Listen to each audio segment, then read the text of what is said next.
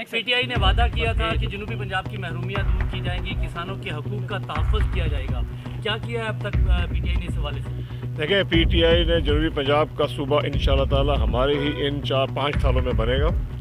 इसके ऊपर काम तेज़ी से जारी है। इसके बहुत मसाइल हैं। पानी का जो डिस्ट्रीब्यूशन होनी पड़ेगी, इसकी होगी NFC अवार्ड के ऊपर क्या होगा, सेनेट में क्या होगा, ये सब चीज़ों पे काम हो रहा है।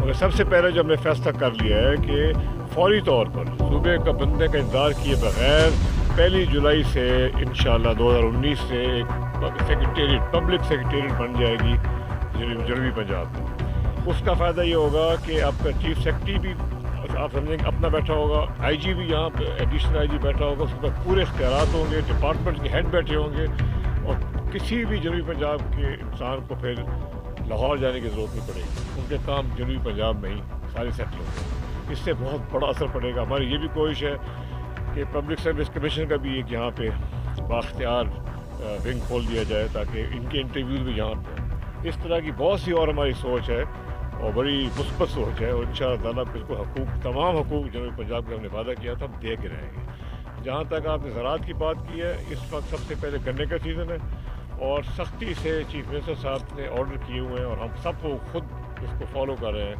कि गन्ने का रेट पूरा 180 मिले हर शुरू में। और कहीं कंडे चेक हो रहे हैं, कहीं कटौती ना हो। पिछले साल आपको पता है कि गन्ने के काश्तकारों के साथ जो हुआ था और वो हुकूमत की, नूर हुकूमत की मिली भगत से हुआ था।